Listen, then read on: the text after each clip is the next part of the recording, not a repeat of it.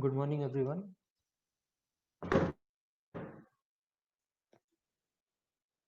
So, first of all, we'll just see what computational fluid dynamics can do for you and some results from computational fluid dynamics simulations. So let me share a link with you so that you can watch it because I think it will lag if I show it from here.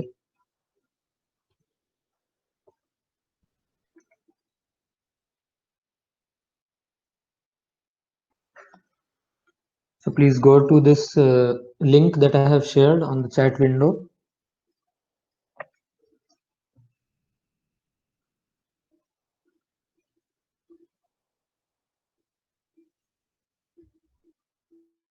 It is not just computational fluid dynamics. It has some solid mechanics also. So computations of solid and fluid mechanics.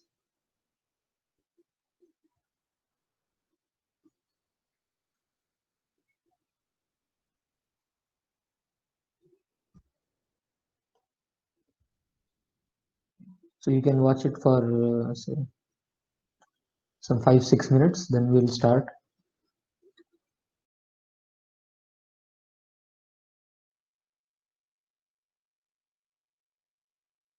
Okay, so I hope you have gone through some of it. Rest of it you can watch later on. So these are simulation results. These are not just animations.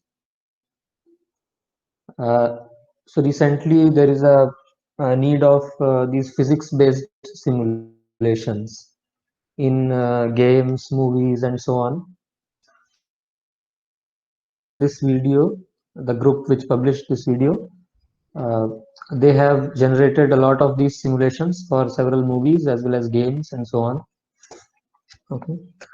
Otherwise, the animations may not look physical always. So the simulations of, let's say, breaking waves on a seashore and so on, to make them look more realistic, you have to include the physics. Okay.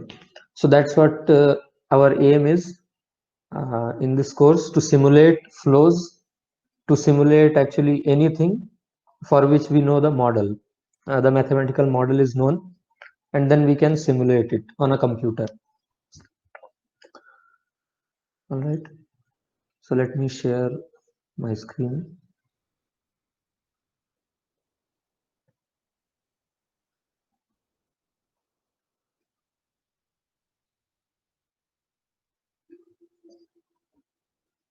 I hope all of you can see this. So how do we get those simulations? They look very realistic. It looks like there is a continuous uh, medium there.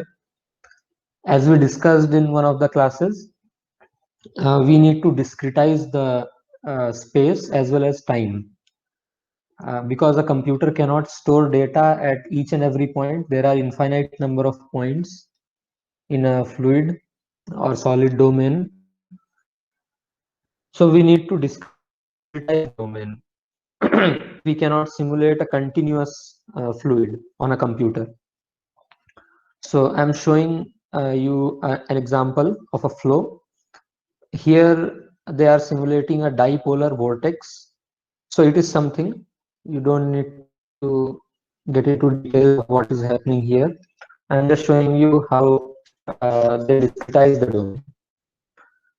So here you can see there is a cursor at the background. You can see vertical and horizontal lines. So these may be called cells, computational cells, or grid, you may call it. So it depends on which method we are using. Generally, if it is a finite difference method, we call it a grid. Even cells can be called grids. Some people do that. So let us call it a grid. Okay. So you can see that outside the central region, it is a coarser grid. It is very coarse. The resolution is coarse. You may have your data stored at the intersection of these lines, or at the cell centers. Okay, if it is a square cell, then at the cell center you have one data point, the other data point is at the other cell center, and so on. You don't have a continuous change in data here. It is discretized. It is stored at these discrete points. Then as you go near the region of interest, we can refine the grid even more. This requires a bit of coding, programming, but modern codes have this thing called adaptive grid. So you can adapt your grid based on the requirement. So where the gradients in velocity, pressure, or some other parameter, if the gradients are high, then you need more grid. You need more number of points in that region because you need a better resolution there. Okay, we'll show that why that is needed. Okay, so this code automatically adapts the grid where it is required, where the variable of interest has higher gradient. Okay, so let me play this movie for you. You will see how it changes the grid. Okay. So here you can see that there is a flow. You don't know right now what this flow is, but there is some flow here, and you can see it has defined here in the central region and where the vortex is going and so on, and the outer region is coarse.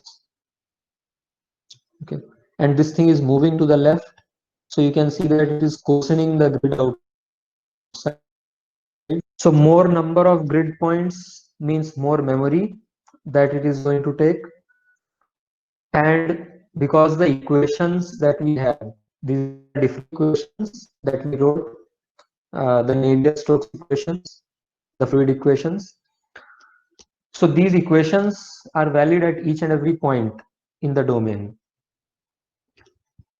And as many points you have in your domain, that much more memory it is going to take, and also that much more time it is going to take to solve the equations, because those many equations you will have to solve. So to reduce the memory requirement as well as to reduce the time, this is done. This adaptive grid method is used.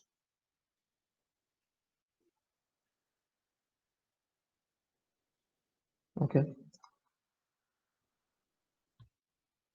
This is the bigger picture that I'm showing you right now. We have not seen what a grid is or how this is calculated on a grid and so on, how the equations are solved. But I'm just showing you the final thing that we want to achieve through CFD. Okay. So is there any question till now? Okay. Yes, there is attendance. So the attendance is done automatically.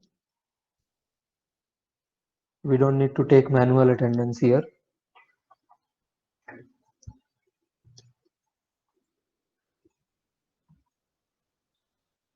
Okay.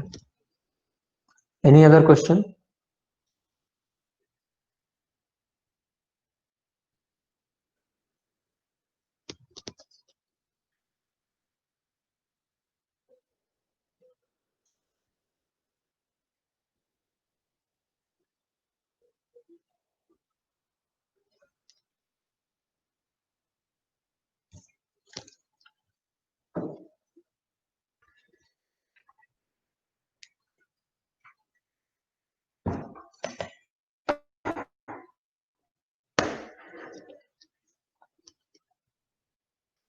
Okay.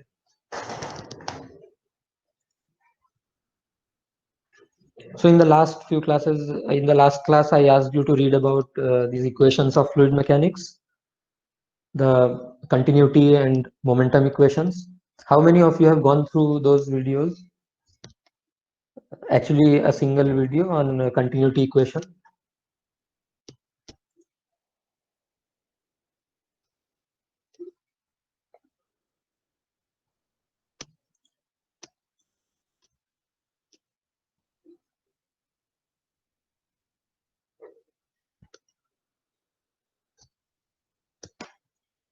Okay, some of you.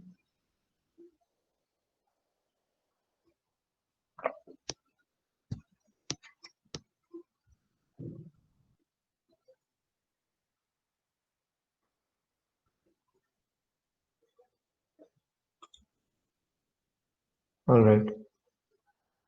So instead of raising hands, you can just write in the chat window, yes or no. Then I'll get a better idea.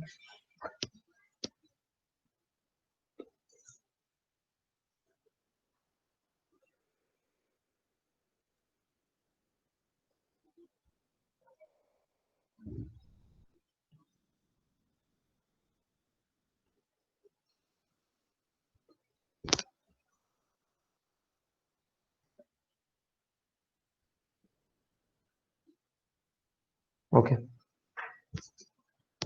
Yeah, so people who were there in the last course, they have anyway gone through that.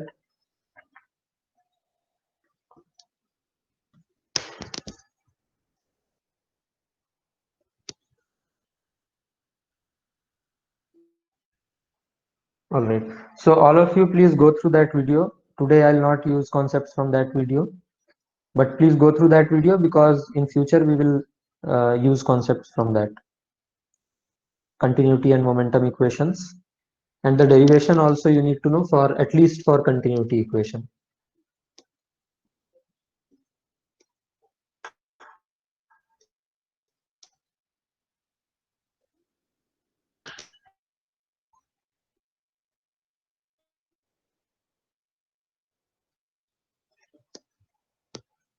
Okay.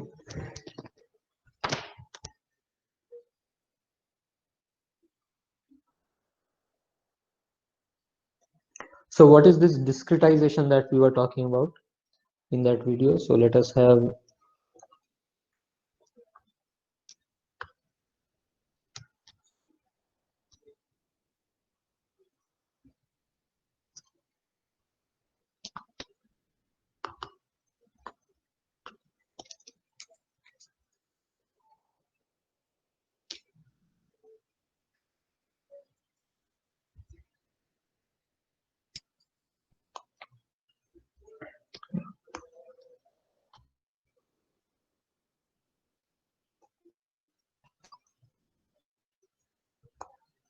let's say this is a two-dimensional space and all of this is the fluid domain, okay, from 0 to Lx and 0 to Ly.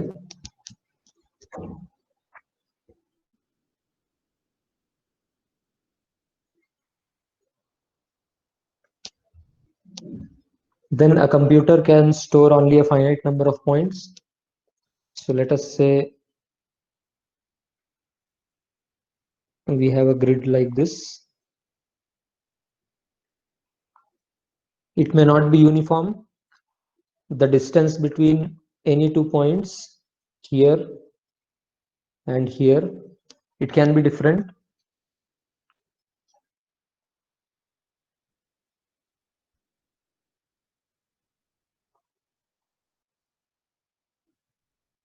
Okay. Let's say we divide the space like this, and let's call this point P.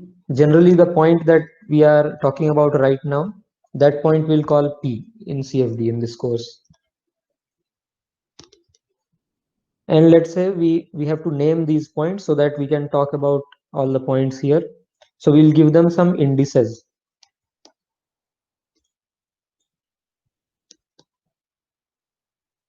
So we'll call indices in x direction as I. Any point here will have indices I comma j. So in this case, you can see if we call this point as 1 comma 1, I equal to 1, j equal to 1, that is first point.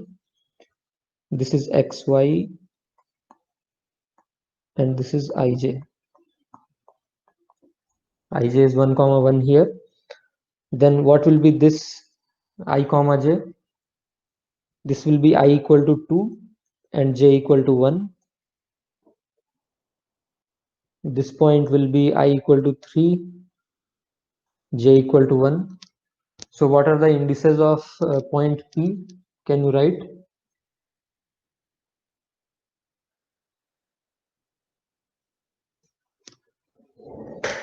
Please write in the chat window.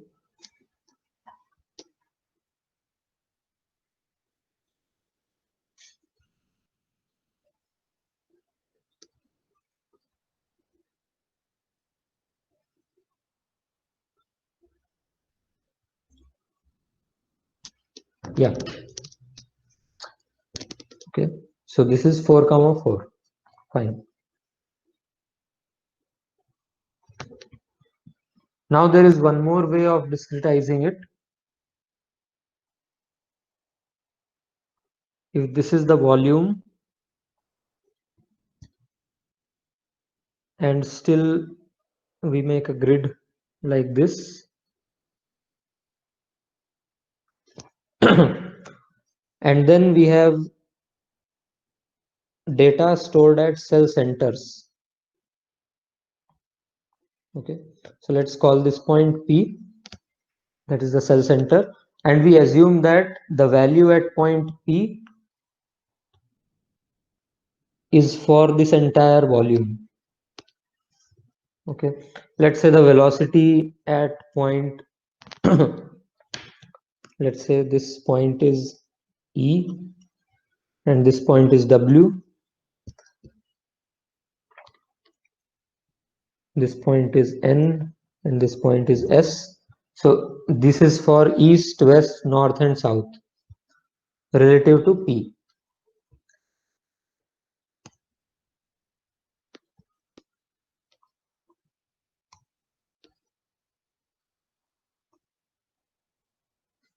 Okay, so let's say the velocity or some other variable. Let's take velocity in x direction.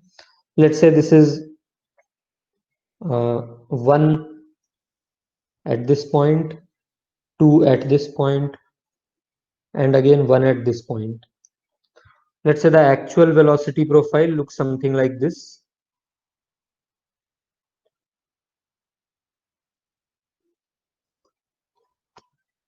Okay, which is continuous.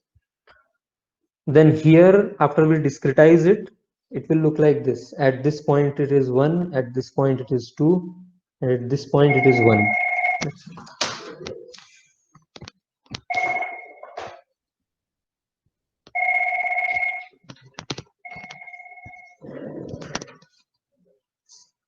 Okay, so this is a discretized version of this continuous velocity field. You get these values 1, 2 and 1 at those points. So if you interpolate linearly, it will look like that.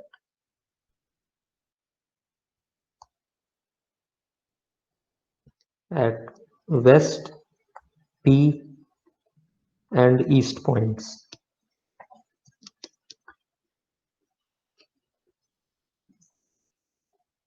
Okay, and if you have more number of cells here, if you have a finer resolution, let's say we divide this further like this, then you will have velocities uh, at this point, at this point, this point and this point.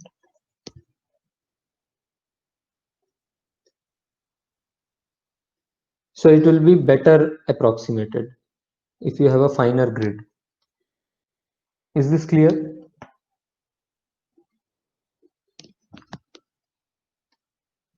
Okay.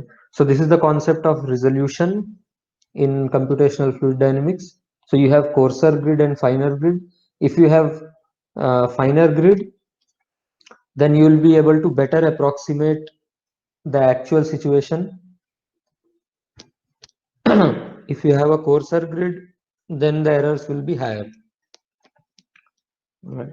And these are the two methods. One is finite difference, this is called.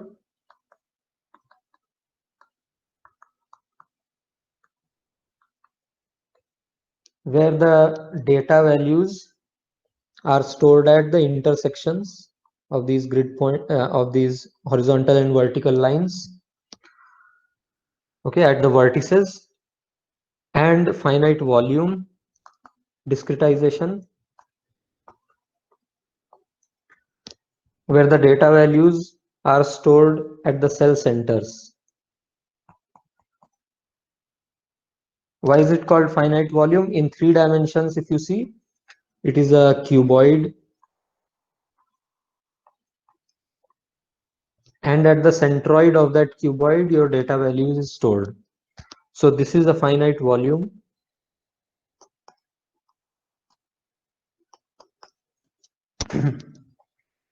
that we are considering in this finite volume discretization. We say that the value is uniform, the value is same throughout this single cell. These are also known as cells here. And in finite difference method, these are known as grid points.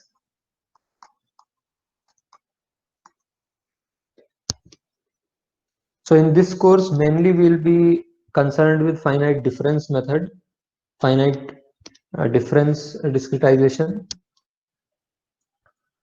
We will not go to finite volume because finite volume discretization requires integral form of equations, okay, which may be hard initially for all of you. So in finite difference discretization, we consider the continuity, momentum, any other equation you want to consider in its differential form.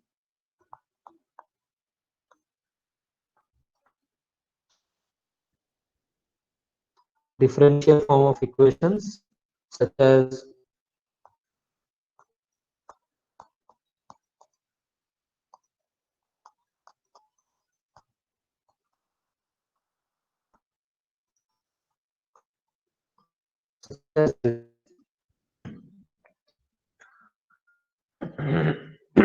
and here you use integral form of equations.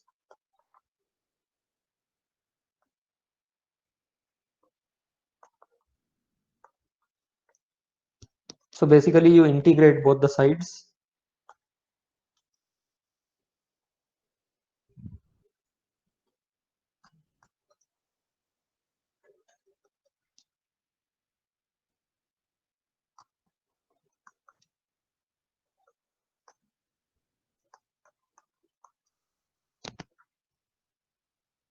Okay, here it will be dt dx dx.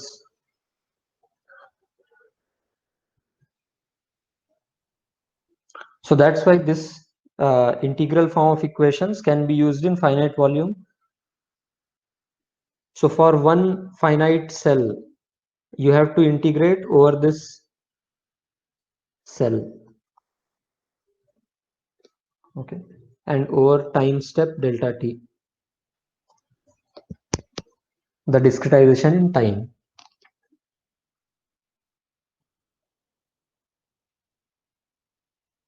Okay. So we'll not go to the finite volume method right now. We'll just focus on finite difference. Now, how does this discretization help us? How do we convert this equation into a form that a computer can solve? So let us go to that.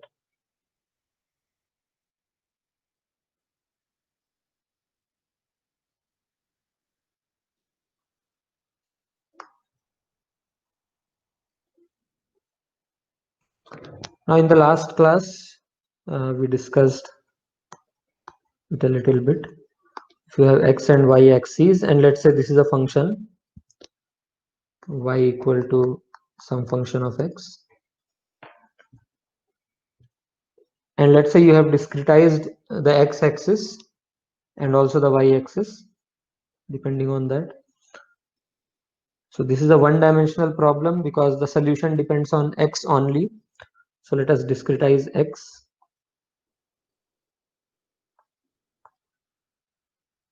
Like this. Let's say this is point P This is E and this is W. This is one-dimensional problem. So there are no north and south here.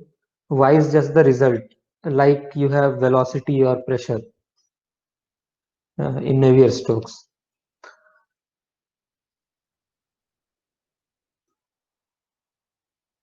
Okay. Now let's say you want to write derivative of y with respect to x. Then we know analytically this is limit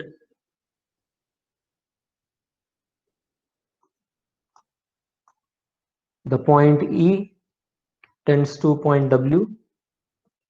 Okay, it approaches that point.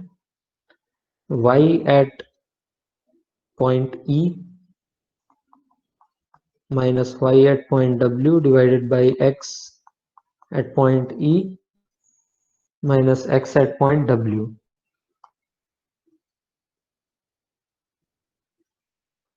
This is one of the methods of writing this. The other method can be limit point P approaches point E or point E approaches point E P, both are same. Ye minus yp by xe minus xp. Okay, this is also equivalent statement. The other can be point P approaches point W.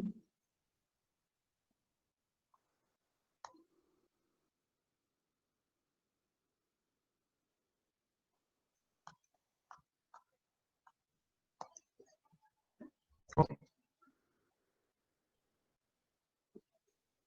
All three are same. Even if you had some point here which was, let's say, EE, and a point here called WW, even then you can write limit point that EE approaches point P, and then the same kind of expression inside.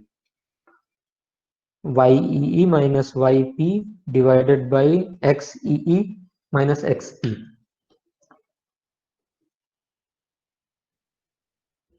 Okay, I hope this is clear.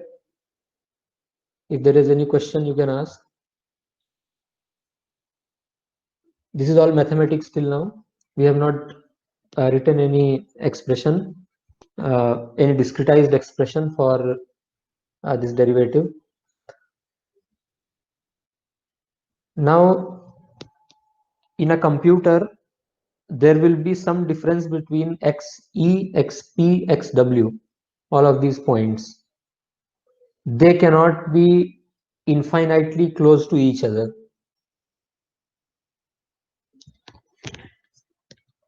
So we can only write this approximate, we can only approximate this value dou y by dou x at point P at x equal to xp. This was also at x equal to xp.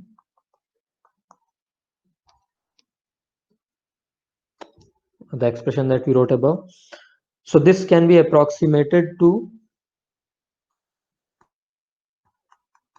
ye minus yw by xe minus xw, given that E and W are very close to each other. That's why if you refine the grid more, this approximation will get better.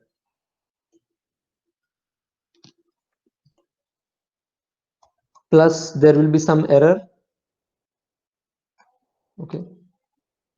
If you write an equality sign instead of approximation sign, then you have to write that error. All right. We are saying that E and W are close to each other. So if you have to choose between point EE and point E, you should choose point E instead of point EE in this formula. So you can equally write EE minus W, but you should choose the point that is closest. So you should choose point E instead of EE.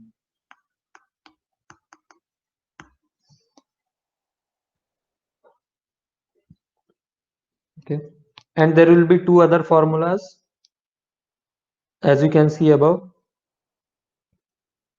So this can be also approximated to yp minus yw by xp minus xw, and this can also be approximated to e minus yp xw.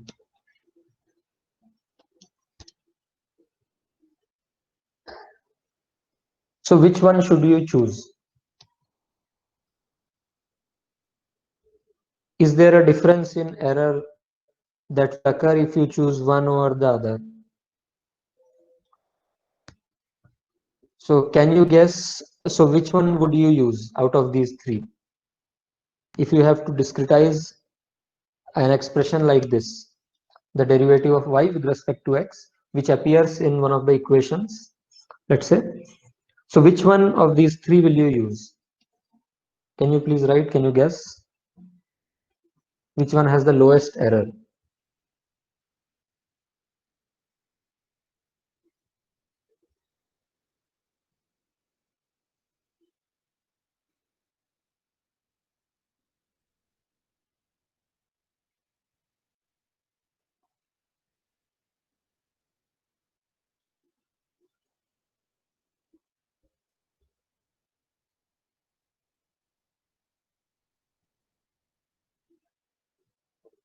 Okay.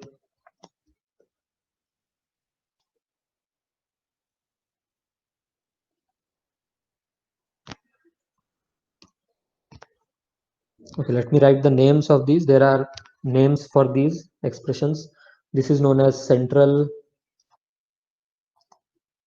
difference. This is known as backward difference.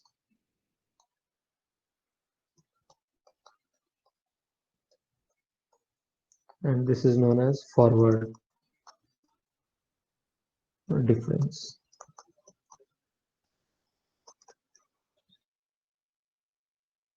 First one, that is correct. This one has the lowest error. But this formula is not always used because sometimes you just want to keep on one side of this point P or the other side towards W. Let's say there is a wall here, okay, and your domain is limited to this wall. And let's say you are at point P, which is on the wall. Then you cannot take the point on the left hand side of this wall. Then you have to take point E only. There is no other option. Okay, you cannot take a point W in this case. That is one case where you cannot use point W. Also, there are other problems with using a central difference formula. There are stability issues that come up, that we'll discuss later on. But right now you can, I will show you actually why this has lowest error.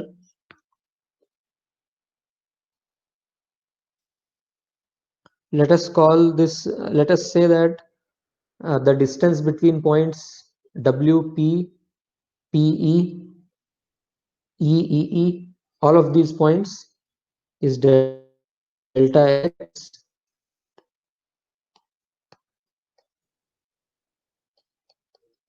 So xp minus xe is delta x. Sorry, the other way around.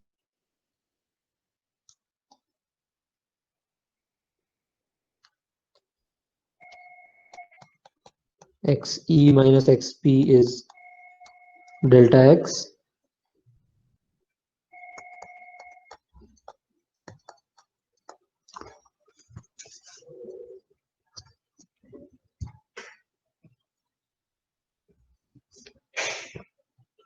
Then the order of error is delta x square for central difference.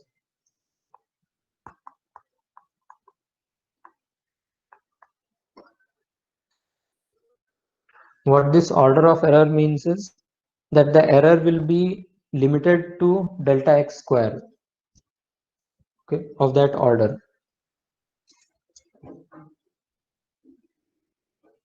What this means is, let's say your delta x is 0.01, is an example. It need not be 0.01 always. Then your error will be delta x square, which is 10 to the power minus 4, or lower than this.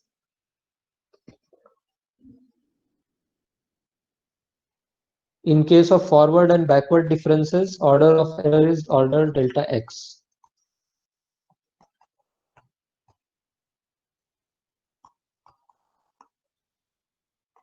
This is very easy to derive. I'll show you how.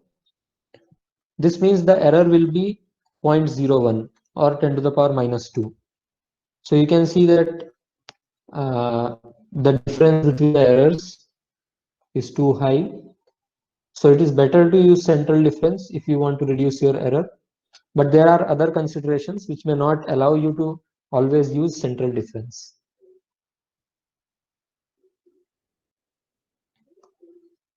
Is this clear? Any question?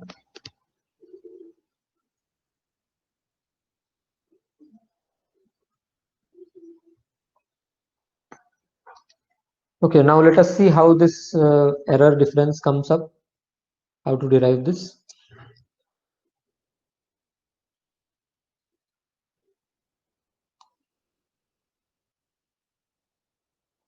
Let's say you want to write y e, which is y at x e, which is y at xp plus delta x.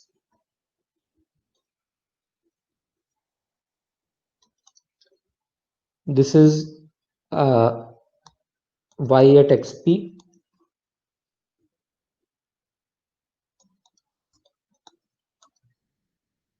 plus derivative of y with respect to x. I am writing this partial derivative symbol here because in general y can be a function of many unknowns, but in this case, as we have plotted, y is only a function of x. So you can also write a total derivative, that is dy by dx. We are writing this for generality, that's all, but there is no difference even if you write dy by dx in this case. At xp times delta x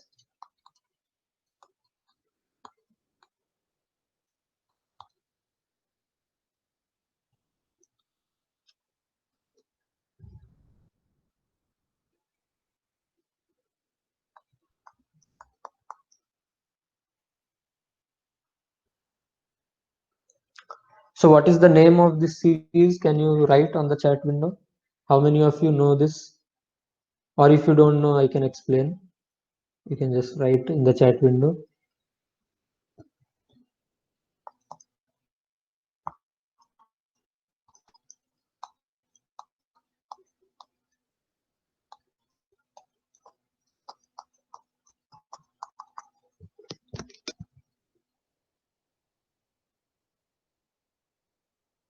Yeah. So this is known as Taylor series. In this course, we'll be using Taylor series and Fourier series. You can read about both of them. This one is Taylor series. Taylor series expansion.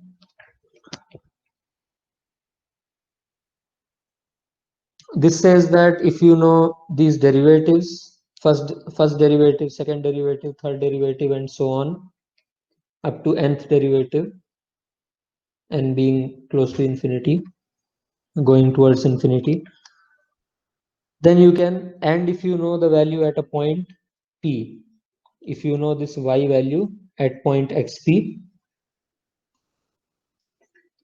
and you know derivatives at this point xp, all the derivatives, basically all the orders, then you can calculate the value at any other point if you know the distance of this point and that point.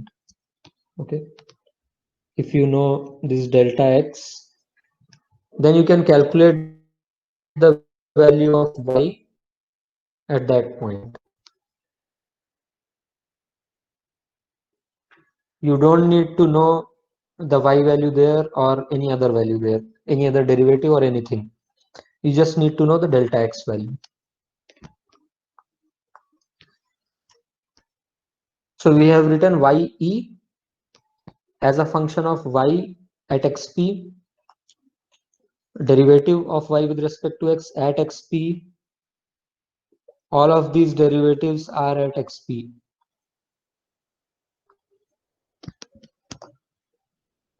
And you can see that in the first derivative, delta x is multiplied. In the second derivative, delta x square is there. In the third derivative, delta x cube is multiplied, and so on. The powers will go on increasing. So if delta x is very small, if it approaches 0, let's consider our previous example where delta x was 0.01. Then what will happen to the first term? There will be 0.01 multiplied here.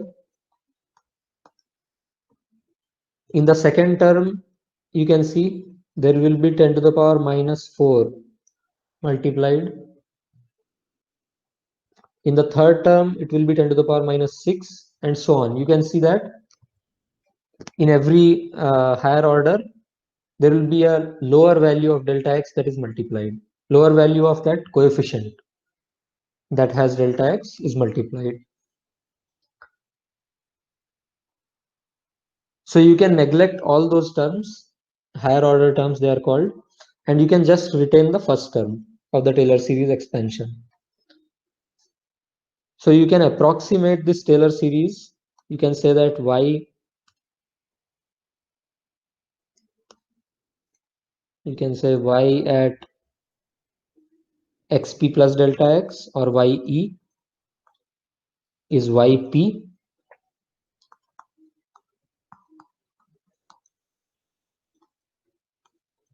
delta x, okay, plus some error.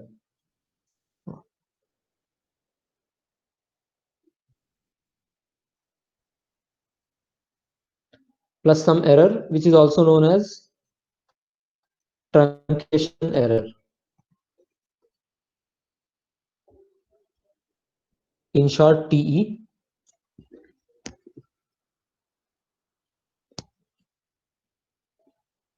And this error comes up because we have truncated the series.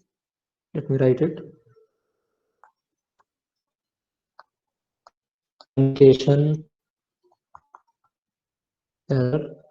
We have truncated the series here, or cut off the series here. That's why this is known as truncation error, TE. And it depends on leading order, which is delta x square in this truncation error. Why is it delta x square? The first term is delta x square multiplied with something. Let's say the derivatives have order 1 or close to that order. Then if you add delta x square, delta x cube, delta x power 4, and so on. For this example, you can see it will be 0.01 plus 0.0001. Is that correct? No. This will be 10 to the power minus 4 plus 10 to the power minus 6 minus 8, and so on. So you can see this will be 0.00010101, like that. So it is close to 10 to the power minus 4. You can see that. So we can say that truncation error is of the order delta x square.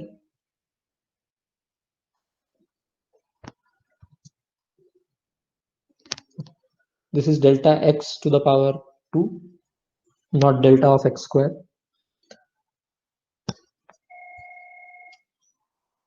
Okay. Is this clear? In this case, the error is of the order delta x square, and you have this term here.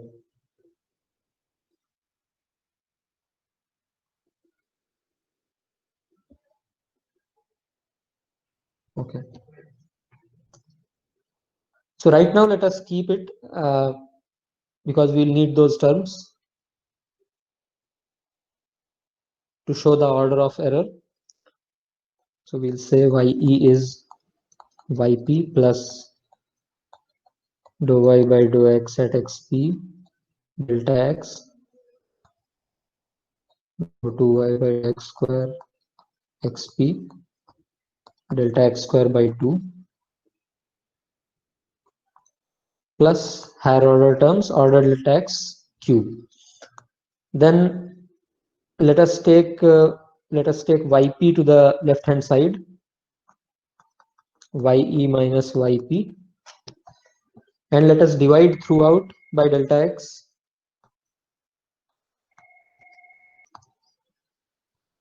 This becomes dou y by dou x xp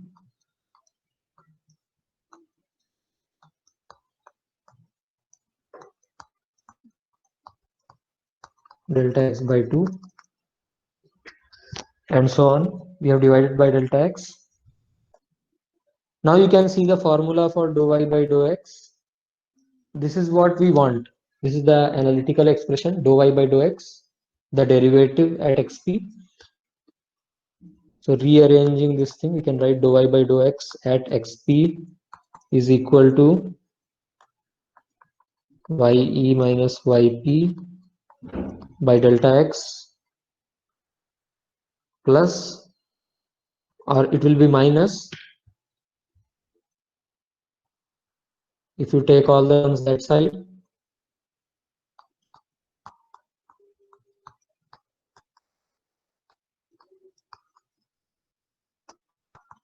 and there will be delta x square terms, delta x cube terms, and so on. So the leading order is delta x. So we can say that this is equal to ye minus yp by delta x plus order delta x. So you can see for forward difference, the error is of the order delta x. We'll do similar things for uh, backward difference in those cases. So that's all for now. If you have any questions, you can ask.